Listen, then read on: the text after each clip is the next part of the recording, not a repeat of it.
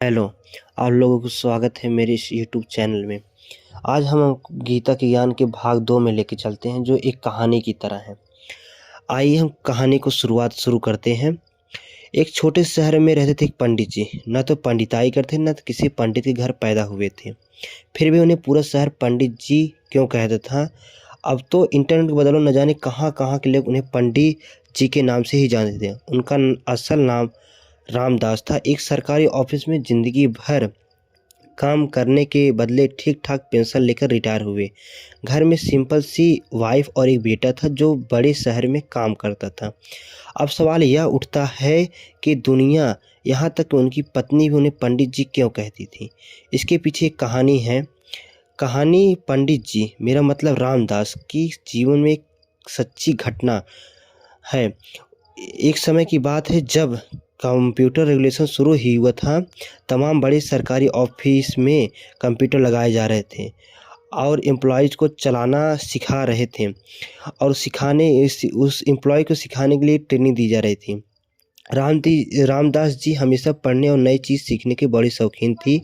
उन्होंने सब लिटरेचर बल्कि रिलीजियस किताब बड़ी इंटरेस्ट के साथ पढ़ी थी। बल्कि उनकी पत्नी के शब्दों में कहे तो रामायण और गीता को घोट कर पी गए थे। अक्सर घर और ऑफिस के महफिलों में बहुत सुंदर शब्दों में रामचरित मानस की चौपाई और गीता श्लोक बड़ी सिंपल और इजी एक्सप्लेनेशन देते थे।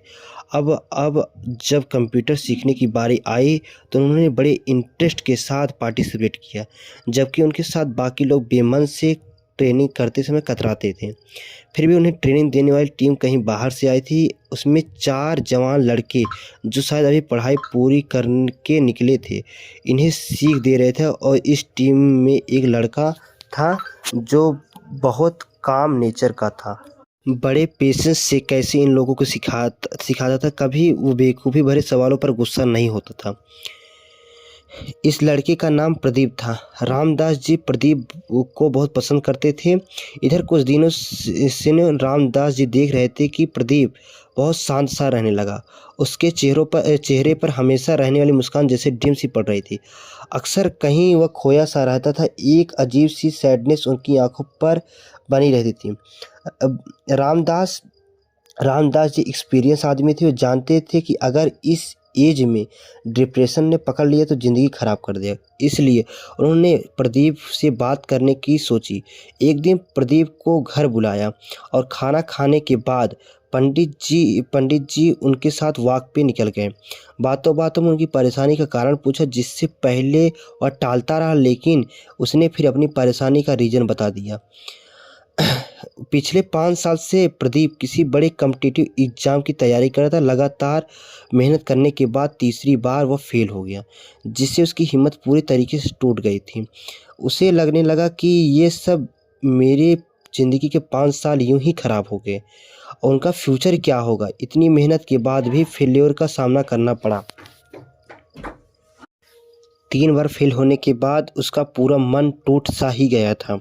वह अपने आप को गिल्टी ही मान रहा था कि शायद उसकी मेहनत में ही कमी रह गई। यह सुनकर रामदास जी ने प्रदीप को एक श्रीमद् भागवत गीता का श्लोक सुनाया और कर्मण्येवाधि स्तारक माँ फलेषु कश्चन माँ कर्म फल हेतु भूर्मा माते संगो कर्माणि। जानते हो प्रदीप, इसका मतलब क्या है? इस गीता के दूसरे चैप्टर का 47वां श्लोक है। जब अर्जुन युद्ध भूमि पर अपने सभी सगे संबंधी और अपने गुरु दोस्तों को देखकर युद्ध छोड़ना चाहते थे, तब भगवान श्री कृष्ण ने उन्हें गीता का उपदेश देते हुए कहा। गीता का यह श्लोक संपूर्ण गीता की समरी जैसा ही है। इसका अर्थ अगर आप समझ लीजिए तो जीवन की सारी परेशानियां दूर हो जाएं। प्रदीप पूछा, आखिर क्या है इस श्लोक के अर्थ में? इसमें क्या है जो आप हर प्रश्न का सलूशन बता रहे हैं? बोले, इसका अर्थ है कि हे अर्जुन, तेरा अधिकार कर्म करने में है, उसके फल में नहीं। तू कर्म के फल की आसक्त ना हो या कर्म करने की प्रक्रिया ना। सिंपल वर्ड्स में कहे तो हम में से हर कोई कुछ भी करने से पहले उस काम के रिजल्ट के बारे में सोचता है। जिसे पढ़ाई शुरू करने से बच्चे हमेशा फर्स्ट आने की विश करते हैं और इंजीनियर नक्शा बनाने से पहले मास्टरपीस बनाने की ख्वाहिश रखता है और हाउसवाइफ सब्जी काटने से पहले सोचती है कि आज का खाना खाकर हमारे परिवार की तारीफ करेगा। हर कोई अपने हर काम से अच्छे फल की उम्मीद करता है, जबकि हमारे हाथ में सिर्फ और सिर्फ अपना कर्म करना है। उसका रिजल्ट क्या मिले और सिर्फ अपना काम करना, उसका रिजल्ट क्या मिले, कैसे मिले, इस पर ना तो हमारा कोई कंट्रोल है, ना ही हमारा राइट। यह सुनकर प्रदीप बोला, अगर हम रिजल्ट की इच्छा नहीं करेंगे तो उसे उस काम के लिए मोटिवेशन क्या रह जाएगा। ऐसे तो हम कोई भी काम बस टाइम पास के लिए करेंगे। इसका मतलब यह नहीं कि हम काम में इंटरेस्ट ना लें या एफर्ट ना दें। इसका मतलब यह है कि यह समझ लें कि हमारे कंट्रोल में सिर्फ हमारा कर्म है। उदाहरण के लिए बच्चे का काम पूरे साल अच्छे से पढ़ाई करना और परीक्षा देना। परीक्षा का रिजल्ट इस पर कई बातों पर डिपेंड करता है, जैसे कॉपी चेक करने वाले के मूड पर। यदि ऐसे में उसका नंबर उसकी अपेक्षा से कम आए तो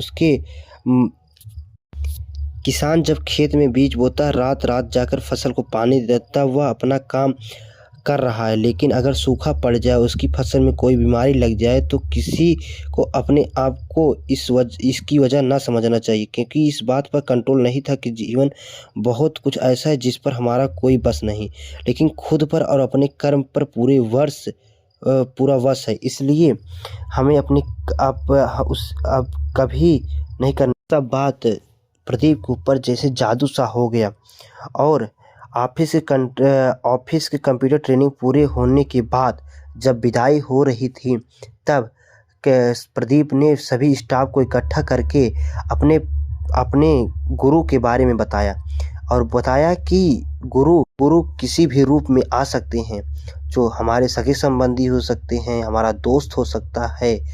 और ऐसे ही एक हमारे गुरुजी मिले जिनका नाम रामदास था, जो हमें एक ज़िंदगी की एक अच्छी शिक्षा दे गए। इसीलिए आज से हम रामदास जी को पंडित जी के नाम से जानेंगे और यहीं से ही रामदास जी का नाम पंडित जी पड़ गया।